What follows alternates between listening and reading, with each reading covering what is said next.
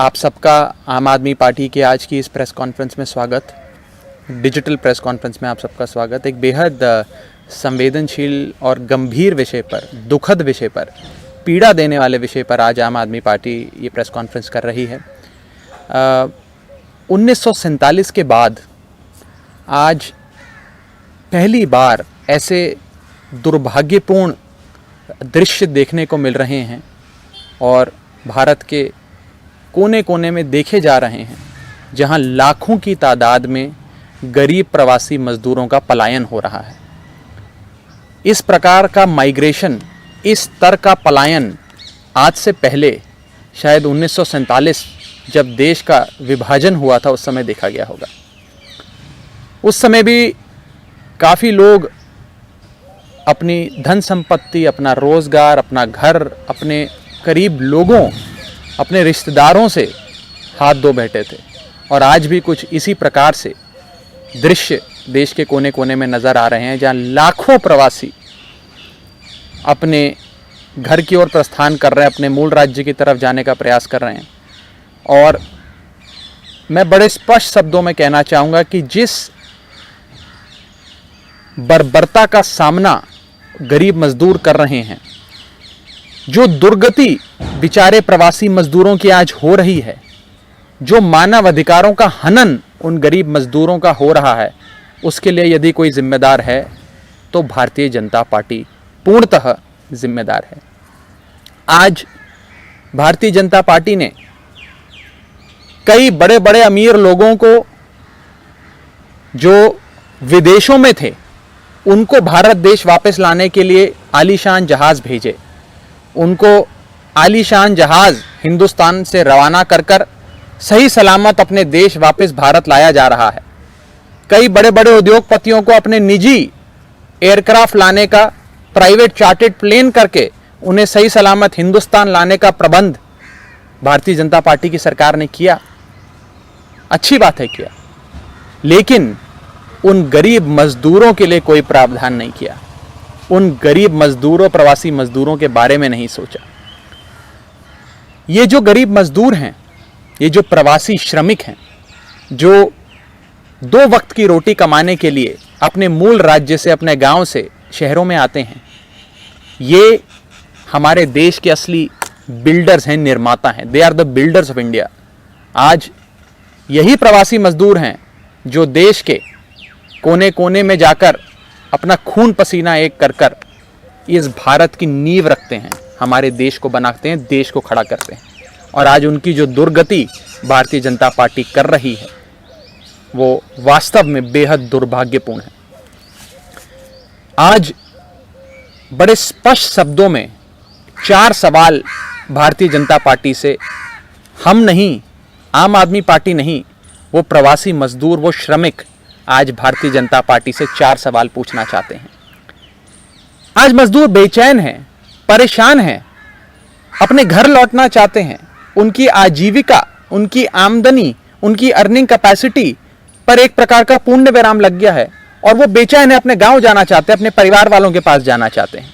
वो आज भारतीय जनता पार्टी से 4 सवाल पूछना चाहते हैं।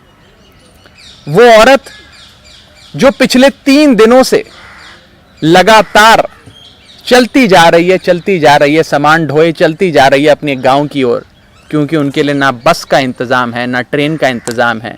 वो गरीब औरत, वो मजदूर जिसकी जेब में पैसा नहीं, जो चलती जा रही है, उसके पाँव में हुए छाले आज भारतीय जनता पार्टी से पूछते हैं कि क्या हम मानव नहीं हैं। आज वो व्यक्ति जो बीते 7 दिनों में 325 किलोमीटर चल चुका है, अपने मूल राज्य की ओर चला जा रहा है, अपने 6 साल के बेटे को अपने कंधे पे बिठाए, उसके थके हुए कंधे आज भारतीय जनता पार्टी से पूछते हैं कि क्या हम इस देश के नागरिक नहीं हैं। आज वो 6 साल का बच्चा जो चल चल के थक गया और अपनी मां के सूटकेस पर सो गया, उसकी आंख लग गई। वो 6 साल का बच्चा जो थक टूट कर अपनी मां के घिसटते हुए सूटकेस पर सो गया, आज उस 6 साल के बच्चे की नींद से भरी आंखें भारतीय जनता पार्टी से पूछती हैं कि मेरा अपराध क्या है।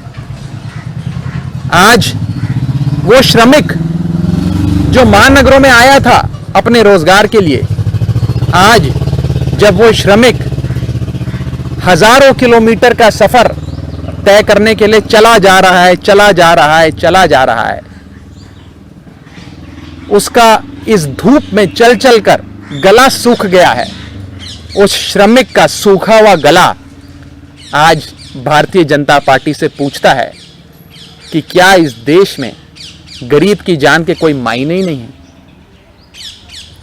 ये 4 सवाल सीधे तौर पे कोई राजनीतिक दल नहीं, कोई राजनीतिक दल का प्रवक्ता नहीं, बल्कि वो गरीब मजदूर, वो प्रवासी श्रमिक जो आज अपने मूल राज्य जाना चाहते हैं या सफर तय कर रहे हैं, उनकी दिल की आवाज है। ये उनके सवाल हैं, ये हमारे सवाल नहीं है।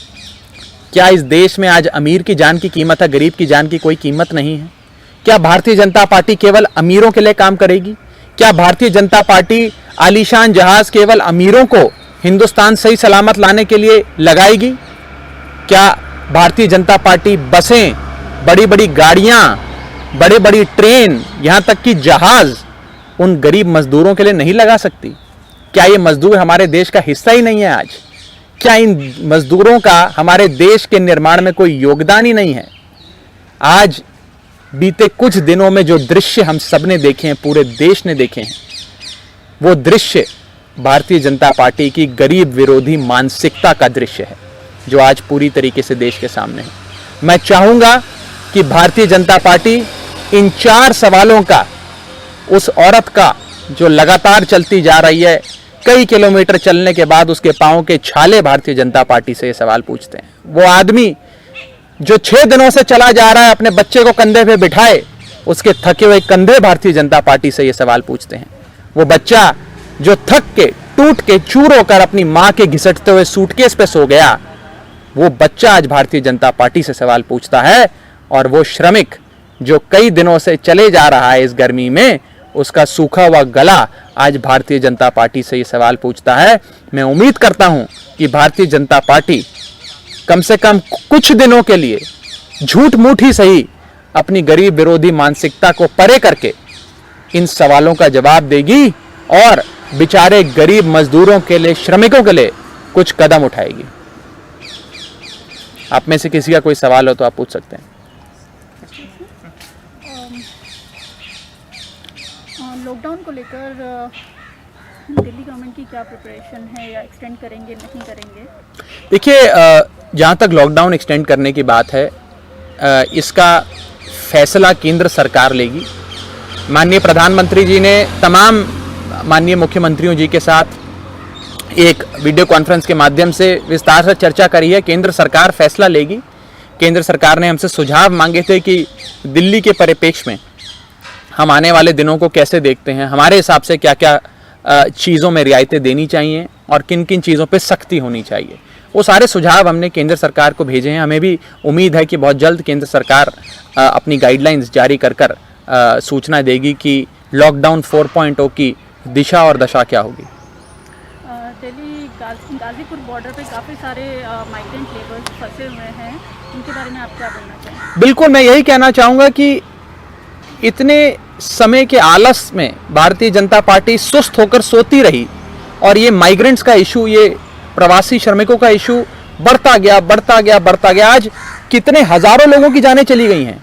कितने लोग हैं, रोज हमें अखबार में पढ़ने को मिलता है, मीडिया में देखने को मिलता है, वीडियो सामने आते हैं कि कितने लोग जान से हाथ धो बैठे हैं। कुछ लोग चलते किसी गाड़ी के नीचे आ गए, कोई सीमेंट मिक्सर में चल के उन्होंने अपनी जानों को गवा दिया, कोई लोग रेल की पटरी पर सो रहे थे, उनके ऊपर से ट्रेन गुजर जाती है, न जाने कितने लोग मर गए। ये तो 1947 का दृश्य आज हमारे सामने है। उस समय भी ऐसे ही लोग मरे होंगे। आजकल जितने भी पुराने इतिहास के जानकार हैं वो बताते हैं कि कुछ इसी प्रकार का पलायन 1947 में हुआ था। और बड़ी दुख की बात है कि भारतीय जनता पार्टी जो अपनी गरीब विरोधी मानसिकता से पूरी तरीके से त्रस्त है, पूरी तरीके से काबू में है अपनी गरीब विरोधी मानसिकता की, आज वो इन बेचारे गरीब श्रमिकों के लिए कुछ कदम ही नहीं उठा रही है, कुछ कर ही नहीं रही है। बस अपने आलस में, अपनी सुस्ती में उनकी हालत को देखे जा रही है और उसका संज्ञान तक नहीं ले रही है। बहुत दुखद विषय। दिल्ली में लगातार कोरोना पॉजिटिव केसेस बढ़ते जा रहे हैं और 10,000 के पास होने वाले हैं। उसके लिए क्या और प्रिपरेशन कर रही है दिल्ली गवर्नमेंट? देखिए, दिल्ली सरकार ने इस लॉकडाउन का सदुपयोग करके जो भी मेडिकल इंफ्रास्ट्रक्चर बनाना था वो बनाया है। तमाम critical care, ICU, ventilator, PPE kit, RT-PCR kit, rapid testing kit, उनको पर्याप्त मात्रा में स्वास्थ्य इंफ्रास्ट्रक्चर को पूरी तरीके से मजबूती से उसका इंतजाम कर लिया है। अब हम पूरी तरीके से इस बीमारी से लड़ने के लिए तैयार हैं और जिन इलाकों में जहां पर ये फैलने की संभावना कम है या जहां पर फैला नहीं है, उन इलाकों को खोलना चाहिए और पूरी तरीके से दिल्ली और दिल्ली वाले, दिल्ली सरकार मिलकर इस बीमारी से लड़ने को तैयार है। बहुत बहुत शुक्रिया।